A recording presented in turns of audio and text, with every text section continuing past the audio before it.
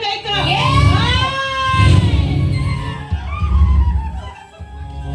ನೀನು ಮಾಡೋ ಅನ್ಯಾಯ ಅಕ್ರಮ ನನಗೆ ಗೊತ್ತಿಲ್ಲ ಅಂತ ತಿಳಿದು ಏನು? ನೀನು ಮಾಡೋ ಅನಾಚಾರಗಳೆಲ್ಲ ನನಗೆ ಗೊತ್ತಿದ್ರು ಹೊಟ್ಟೆ ಹಾಕೊಂಡಿದ್ದೀನಿ. ಕೂತಿಗೆ ಗೊತ್ತಾದ್ರೆ ಅವ ಜೀವಕ್ಕೆ ಏನು ಮಾಡ್ಕೊಂಡು 32 ವರ್ಷಗಳ ನಂತರ ನನ್ನ ಗಂಡ ಹೆಂಡತಿ ಮಕ್ಕಳ ಜೊತೆ ಚಂದಾಗಿರ್ಬೇಕು ಅಂತ ನನ್ನ ಗಂಡನ ಮನೆಯಿಂದ ಹೊರಗೆ ಹಾಕಿ ಎರಡಾಗ ತೀರ್ಮಾನ ಆಗಬೇಕು. ಬರ್ಲಿ ನನ್ನ ಗಂಡ ಏನೋ ತೀರ್ಮಾನ ಆಗಬೇಕು.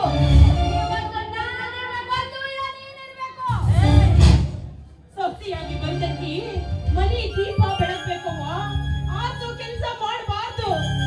ನಿನಗೆ ಶಾಸ್ತ್ರ ಸಂಪ್ರದಾಯ ಅಂದ್ರ ಏನು ಅಂತ ಗೊತ್ತಿದೆ ಅಮ್ಮ.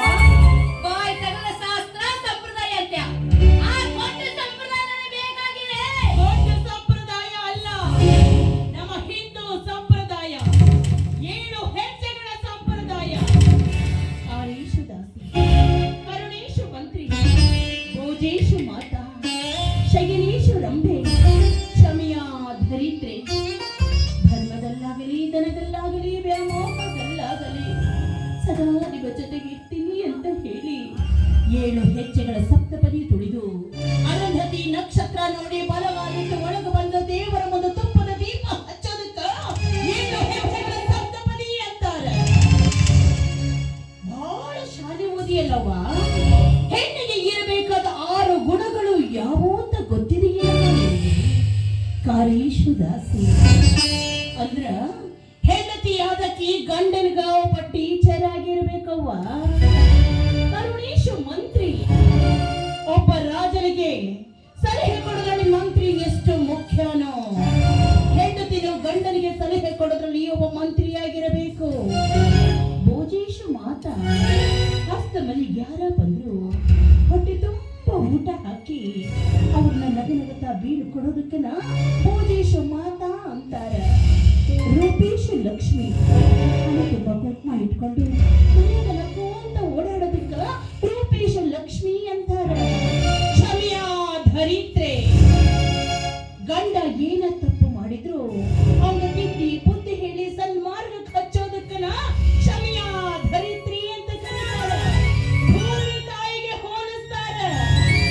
ಇನ್ನು ಶಯನೇಶು ರಂಭೆ, ಹೆಂಡತಿಯಾದಕಿ ಗಂಡನ ಕಣ್ಣಿಗೆ ಅಷ್ಟವ ಸುಂದರವಾಗಿ ಕಾಣಬೇಕು, ಹಾದಿ ಬೀದಿಲಿ ಹೋಗೋ ದಾಸಯ್ಯನಿಗಲ್ಲ. ರಿಜಿಸ್ಟರ್ ಆಫೀಸಿಗೆ ಹೋಗಿ ಹಾರ ಬದಲಾಯಿಸ್ಕೊಂಡು ಬಂದಿರೋ ನಿನಗೆಲ್ಲಿ ಗೊತ್ತಾಗಬೇಕ ನಮ್ಮ ಶಾಸ್ತ್ರ ಸಂಪ್ರದಾಯ ಅಂದ್ರೆ ಏನೋ ಅಂತ. ನೀ ಹೇಳಕತ್ತಿ ನಾ ಕೇಳಕತ್ತೀನಿ ಸುಮ್ಮನೆ.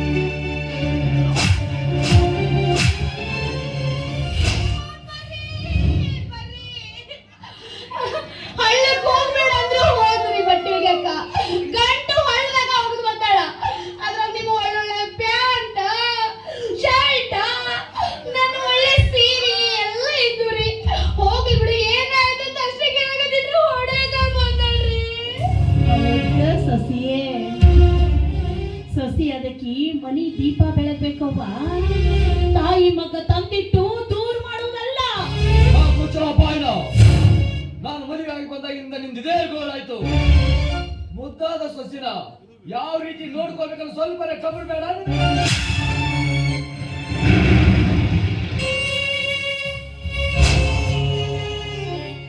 ಶಭಾಷ್ ರವಿನ ಶಭಾಷ್. ಹೆಂಡತಿ ಅದಕ್ಕೆ ತಪ್ಪು ಮಾಡಿದ್ರೆ ಗಂಡ ಅದವ ಮೂಗುದಾರ ಹಾಕಿ ಹಿಡಿಬೇಕು.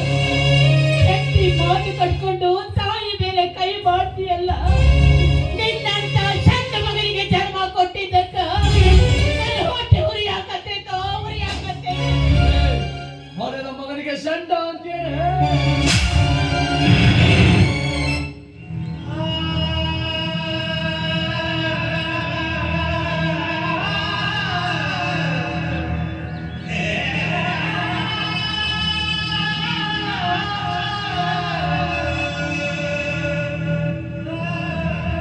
ಗರ್ಭ ಅನ್ನೋ ಗುಡಿ ಒಳಗ 9 ತಿಂಗಳಿಂದ ಇಟ್ಕೊಂಡು ರಕ್ತದಿಂದ ಅಭಿಷೇಕ ಮಾಡಿ ನನ್ನ ಕರುಳನ್ನೇ ನಿನಗೆ ಹಾರ ಮಾಡಿ ಹಾಕಿ ಸಾವು ಬದುಕಿನ ನಡುವೆ ಹೋರಾಟ ನಡೆಸಿ ನಿನಗೆ ಜನ್ಮ ಕೊಟ್ಟಿದ್ದಕ್ಕೂ ಸಾರ್ಥಕವಾಯ್ತಪ್ಪ, ಸಾರ್ಥಕವಾಯ್ತು.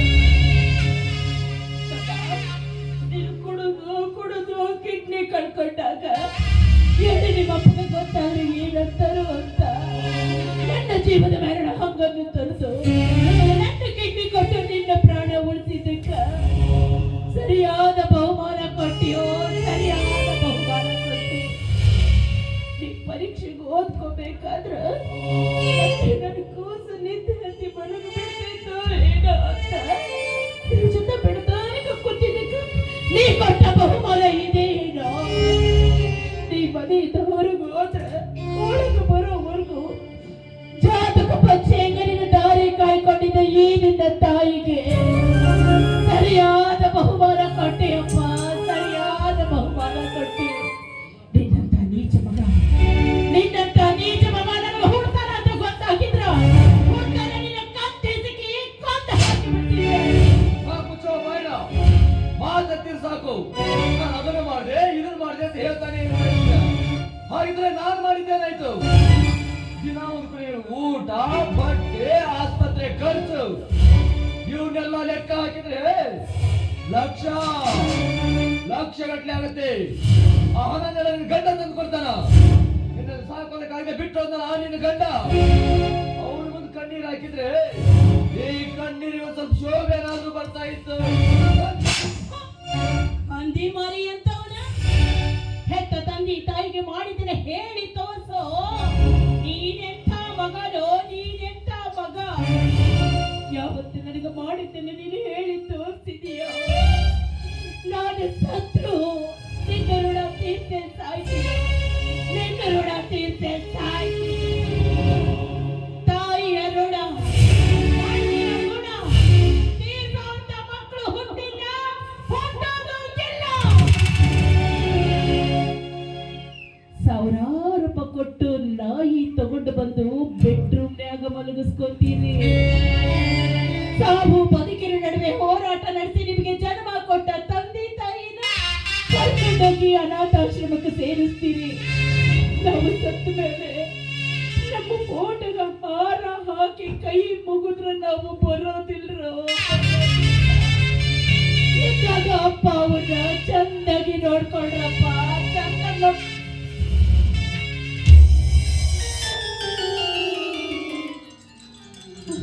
ಕಲ್ಲ ಊಟ ಮಾಡಿ 3 ದಿನ ಆಗೈತು.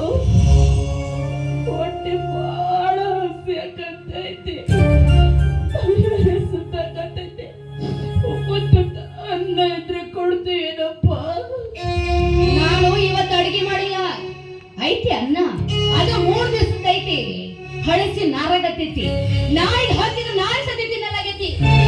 ಆಗ ತಂದು ಬಡಿತೀನಿ ತಿಂದ ಸಾಯಿ. ತಾಯಿ ದೇವರೇ ದೂರ ಹೋದರೆ ಕಣ್ಣ ನೀರಿಗೆ ಕೊನೆಯಲ್ಲಿದೆ.